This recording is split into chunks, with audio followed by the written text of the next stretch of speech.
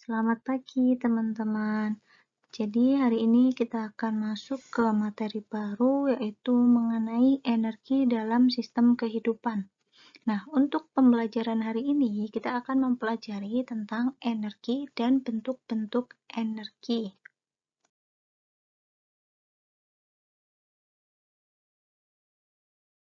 Manusia membutuhkan energi untuk bisa melaksanakan aktivitas dalam kehidupan sehari-hari. Begitu juga hewan dan juga tumbuhan. Bahkan benda mati seperti mobil-mobilan juga membutuhkan energi untuk bisa bergerak. Nah, energi untuk bisa menggerakkan mobil-mobilan itu diperoleh dari baterai. Nah, jadi apa yang dimaksud dengan energi? Jadi, energi itu adalah kemampuan untuk melakukan usaha atau kerja.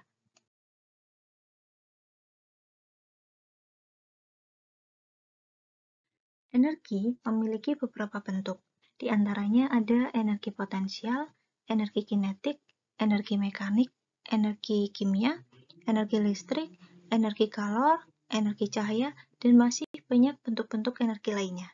Nah, pada pembahasan hari ini kita akan fokus untuk membahas energi potensial, energi kinetik, dan juga energi mekanik. Pertama ada energi potensial. Energi potensial adalah energi yang dimiliki oleh suatu benda karena lokasi atau kedudukannya. Jadi, benda yang punya ketinggian atau punya kedudukan di atas permukaan tanah itu pasti punya energi potensial. Sedangkan benda yang berada di atas tanah, menyentuh tanah, itu kan tidak punya ketinggian. Jadi dia tidak punya energi potensial. Gitu ya. Jadi intinya, energi potensial itu adalah energi yang dimiliki oleh benda yang punya kedudukan atau ketinggian. Contohnya, misalkan ada sebuah apel yang berada pada pohon. Nah, misalkan pohon itu tingginya 2 meter, berarti kan apel itu dia punya ketinggian, berarti punya energi potensial. Nah, energi potensial itu bisa kita hitung, kayak gitu. Tapi misalkan apel itu udah jatuh di atas permukaan tanah, dia udah nempel ke tanah, berarti kan udah nggak punya ketinggian lagi. Nah, berarti saat berada di atas permukaan tanah, nempel ke tanah, itu sudah tidak punya energi potensial. Untuk menghitung besarnya energi potensial dari suatu benda, bisa digunakan rumus berikut. Jadi, energi potensial itu kita singkat dengan EP. Nah, untuk menghitung EP, itu rumusnya adalah M dikali G dikali H. M-nya itu adalah massa benda, satuannya dalam kilogram. Jadi misalkan di soal nanti massanya masih dalam satuan gram, berarti harus diubah ke dalam satuan SI, yaitu kilogram. Gitu ya. Kemudian G itu adalah percepatan gravitasi bumi. Percepatan gravitasi bumi itu besarnya adalah 9,8 meter per second kuadrat, atau biasa kita bulatkan menjadi 10 meter per second kuadrat. Percepatan gravitasi bumi itu biasanya udah ada di soal, udah diketahui. Kemudian H itu adalah ketinggian benda. Ketinggian benda itu diukurnya dari permukaan tanah. Tadi kan udah Ibu jelasin bahwa energi potensial itu adalah energi yang dimiliki oleh benda yang punya kedudukan atau ketinggian. Berarti semakin tinggi benda itu berada, berarti semakin besar pula energi potensialnya. Dan semakin dekat benda itu dengan permukaan tanah, maka semakin kecil energi potensialnya. Bahkan energi potensialnya akan sama dengan 0 ketika benda itu menempel di permukaan tanah. Gitu ya. Nah, sekarang coba kalian amati gambar yang ada di sini, gambar pohon kelapa ini. Di situ ada keterangan bahwa EP sama dengan maksimal. Jadi, energi potensialnya itu sama dengan maksimal atau paling besar ketika kelapa itu masih ada di pohonnya. Gitu. Tapi kalau kelapa itu udah jatuh dan dia udah nempel ke permukaan tanah, otomatis H atau ketinggiannya itu kan sama dengan 0. Makanya ketika dimasukkan ke dalam rumus, itu kan nanti EP-nya juga akan menjadi 0. Gitu. Jadi, benda yang ada di permukaan tanah, energi potensialnya sama dengan 0. Berikut ini ada contoh soal mengenai energi potensial.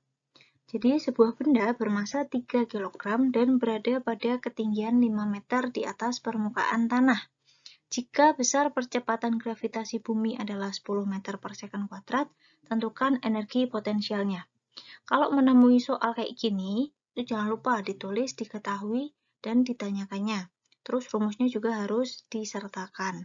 Nah, dari soal ini bisa kita ketahui bahwa M-nya atau masanya itu sama dengan 3 kg.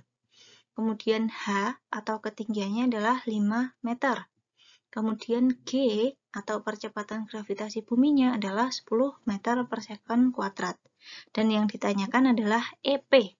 Nah, rumus untuk menghitung EP tadi adalah M dikali G kali H. Masa dikali percepatan gravitasi bumi dikali ketinggian.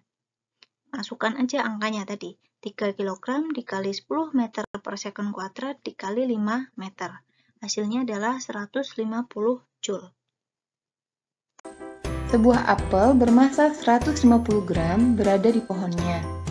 Jika ketinggian apel di pohon setinggi 2 meter dan diketahui percepatan gravitasi sebesar 10 meter per sekon kuadrat, berapa energi potensial yang terbentuk? Sebelum menghitungnya, kita tuliskan terlebih dahulu apa yang diketahui dari soal. Dalam soal ini diketahui massa apel sebesar 150 gram. Massa yang diketahui harus diubah terlebih dahulu ke dalam satuan internasional. Satuan internasional dari massa adalah kilogram, sehingga massa apel harus diubah terlebih dahulu ke dalam kilogram. Kita dapatkan hasil 0,15 kg. Tinggi apel dari permukaan tanah sama dengan 2 meter, dan percepatan gravitasi sama dengan 10 meter per sekon kuadrat. Ditanyakan, berapakah energi potensial? Mari kita kerjakan. Diketahui bahwa rumus energi potensial adalah EP sama dengan M dikali G dikali H. Lalu kita masukkan nilainya dan dikalikan. Nilai massa dikali nilai gravitasi dan dikalikan nilai ketinggian. Hasil yang didapatkan sebesar 3 Joule. Jadi energi potensial yang didapatkan sebesar 3 Joule. Selanjutnya ada energi kinetik. Jadi, energi kinetik itu adalah bentuk energi ketika suatu materi berpindah atau bergerak. Nah, untuk setiap benda yang bergerak, itu kan benda itu pasti punya kecepatan. Dan benda yang bergerak itu juga pasti punya energi kinetik.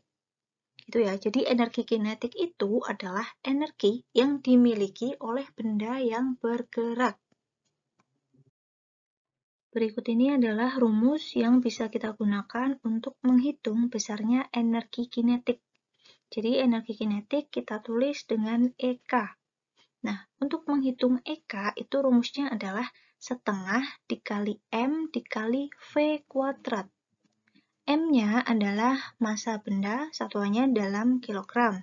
Kemudian V-nya adalah kecepatan benda, satuannya dalam meter per second kuadrat. Coba kalian perhatikan gambar pohon kelapa yang ada di slide ini. Nah, itu kan ada kelapa yang jatuh dari pohonnya. Nah, pada saat kelapa itu baru mau mulai jatuh, itu dia punya energi kinetik yang 0. Kenapa? Karena dia masih nempel di pohonnya, belum jatuh gitu. Baru mau jatuh. Berarti kan nggak punya kecepatan, dia belum bergerak. Otomatis V-nya atau kecepatannya sama dengan 0. Nah, karena V-nya sama dengan 0, misalkan kita masukkan ke dalam rumus ini, berarti kan nanti diperoleh EK sama dengan 0 juga. Gitu kan? Jadi diingat-ingat, untuk benda yang masih diem atau dia belum bergerak, itu dia punya kecepatan 0 dan pasti juga punya energi kinetik yang sama dengan 0. Tetapi, ketika kelapa itu jatuh dan hampir mengenai tanah, jadi belum nyampe ke tanah ya, belum nempel ke tanah, tapi baru hampir mengenai tanah, itu energi kinetiknya malah maksimal, malah paling besar. Kenapa? Karena untuk benda yang jatuh vertikal ke bawah, itu kan dia ada percepatan gravitasi yang menarik.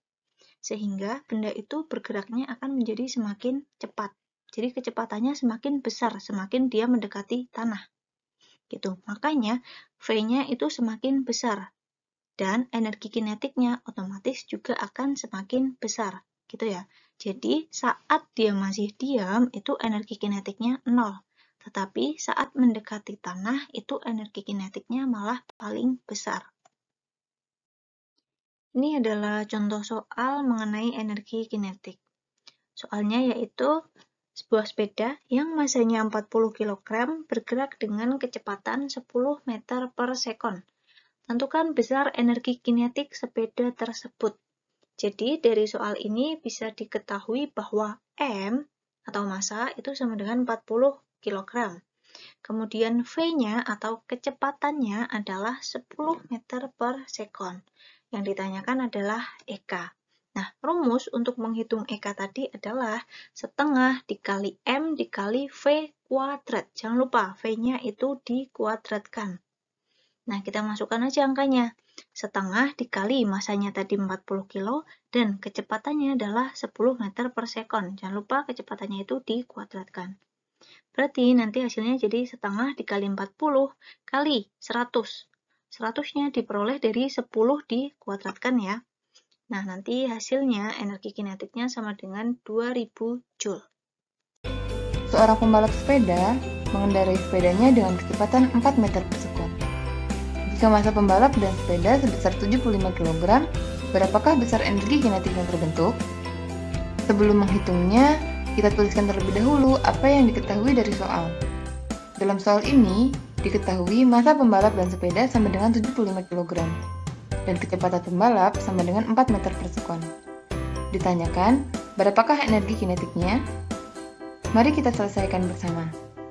Diketahui rumus energi kinetik adalah EK sama dengan setengah dikali M dikali V kuadrat. Kita masukkan nilai massa dan kecepatan, lalu kita hitung setengah dikalikan 75 dikalikan 4 pangkat 2. Energi yang didapatkan adalah 600 Joule. Jadi, energi kinetik sebesar 600 Joule. Energi mekanik itu adalah penjumlahan dari energi potensial ditambah dengan energi kinetik. Jadi kalau misalkan kita tulis rumus atau persamaannya menjadi EM sama dengan EP plus EK.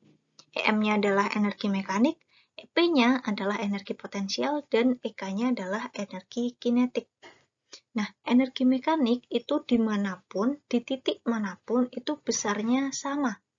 Contohnya, misalkan ada gambar kelapa kan ini. Jadi, energi mekanik di posisi 1 ketika kelapanya masih di atas, dan energi mekanik ketika kelapanya di posisi 2 atau di bawah itu besarnya sama. Atau misalkan nanti kelapanya sampai ke permukaan tanah pun juga sama. Dimanapun posisinya berada, energi mekanik itu selalu sama, gitu ya. Jadi kalau misalkan kita tulis dalam persamaan, itu akan menjadi EM1 sama dengan EM2. Nah, nanti untuk EM1 itu kan berarti bisa kita hitung dari EP1 plus EK1.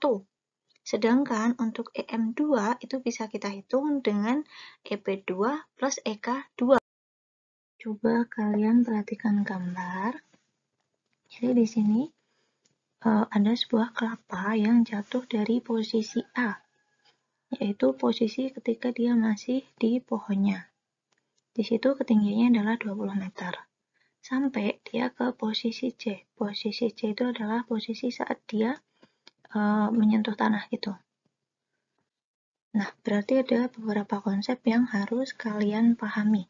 Pertama, yang di posisi A dulu ketika dia masih di pohonnya.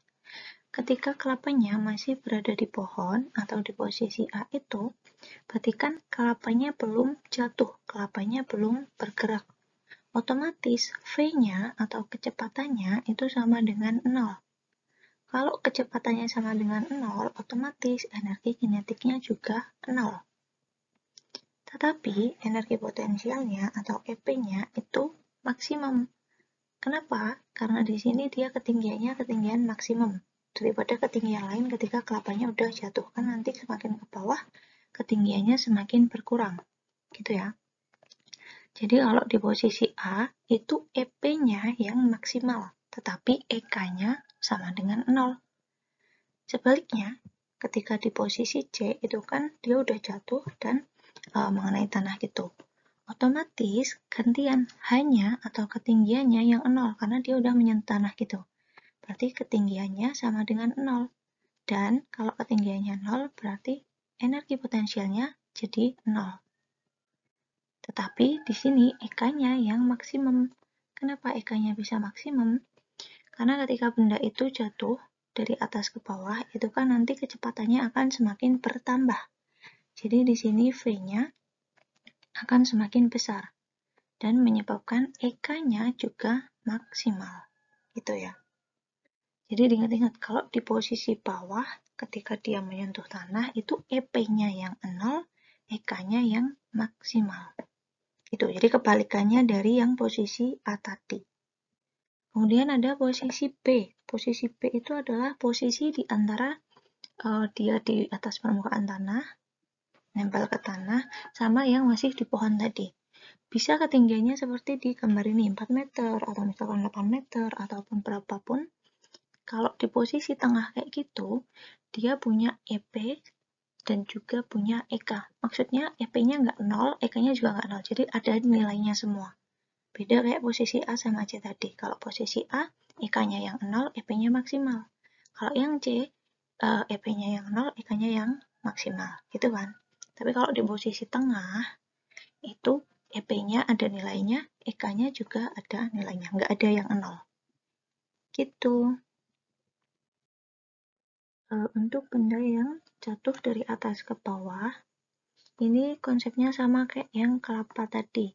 Intinya ketika dia di posisi atas sebelum dijatuhkan, EP-nya yang maksimal, EK-nya yang 0, dan ketika di tanah gantian EP-nya yang 0 dan EK-nya yang maksimal.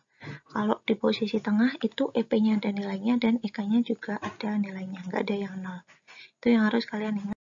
Untuk benda yang kita lempar vertikal ke atas juga sama konsepnya. Jadi misalkan kita punya benda, kita lempar ke atas, itu kan akan mengalami gerakan seperti yang ada di gambar ini. Nah, untuk posisi puncaknya, itu dia punya EP maksimal, karena tingginya hanya itu dia paling maksimal, paling besar, otomatis EP-nya juga paling besar. Kemudian EK-nya sama dengan 0. Kenapa bisa 0?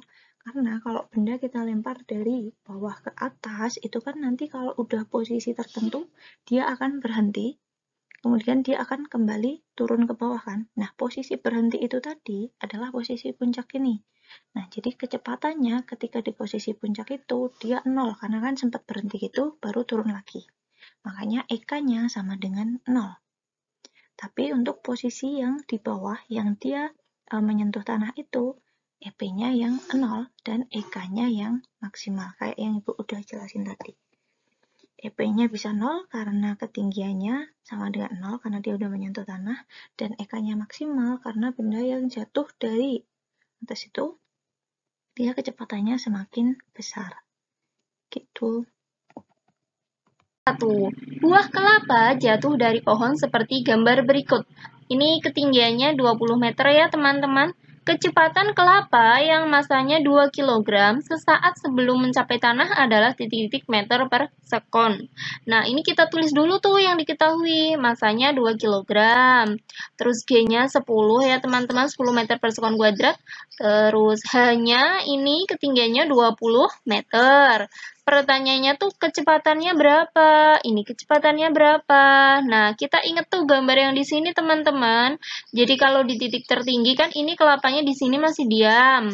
Berarti di sini EK-nya 0, EP-nya maksimum. Terus pertanyaannya di posisi ini nih. Posisi 2-nya tuh di sini di bawah. Kan punya EK tapi tidak punya EP. Jadi EP1 plus EK1 sama dengan EP2 plus EK2 ya. EP1-nya MGH, punya kan, tapi EK-nya 0. Ini 0 ya teman-teman. EP-nya di sini paling bawah 0, ini 0. Terus EK-nya ada setengah MV kuadrat. Terus kita coret DM-nya. Nah, jadi tinggal GH ya, 10 kali 20 sama dengan setengah V kuadrat. Terus kita pindah. Nah, ini kali ini 200 kan, terus kita pindah nih. Ini pindah ke sini jadi 400 sama dengan V kuadrat. Berarti V-nya akar 400 hasilnya 20. Jawabannya yang ini, yang A. Gitu teman-teman. Soal nomor 2. Buah kelapa jatuh dari pohon seperti gambar berikut. Nah, ini ketinggiannya 20 meter nih teman-teman. Pertanyaannya tuh, energi kinetik saat kelapa yang masanya 2 kg berada pada ketinggian 4 meter adalah titik-titik. Nah, yang pertanyaan itu energi kinetik. Kalau tadi kan kecepatannya ya teman-teman. Jadi kita tulis dulu tuh yang diketahui. Masanya 2 kg.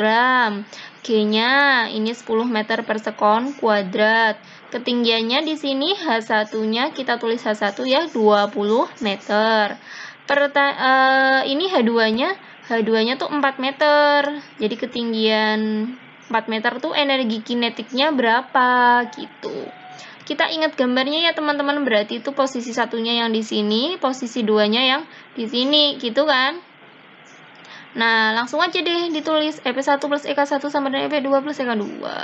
Nah, ini yang di posisi 1 kan cuma punya ketinggian, jadi MGH plus 0 sama dengan di sini MGH2 plus EK. Kenapa nggak setengah MV kuadrat?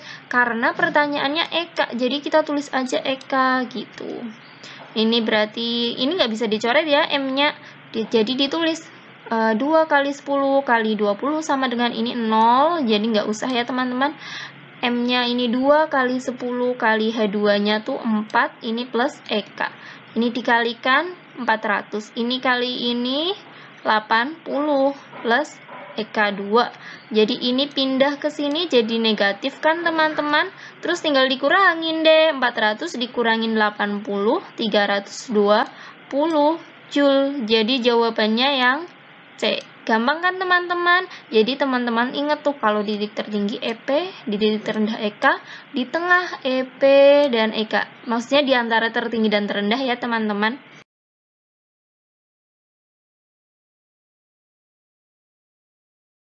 Energi itu bisa berubah dari bentuk satu ke bentuk lainnya. Tetapi perubahan energi yang terjadi itu tidak akan mengurangi energi yang ada di dalamnya. Karena energi itu bersifat abadi, tidak pernah berkurang ataupun hilang, tapi berubah menjadi bentuk energi lain, gitu ya. Nah, perubahan energi itu sering kita jumpai dalam kehidupan sehari-hari, dan bahkan secara tidak sengaja sudah kita manfaatkan dalam kehidupan sehari-hari. Apa saja contohnya? Coba kita simak ke halaman selanjutnya. Berikut ini ada beberapa contoh perubahan energi dalam kehidupan sehari-hari. Coba kalian cermati dan kalian pahami ya perubahan energinya.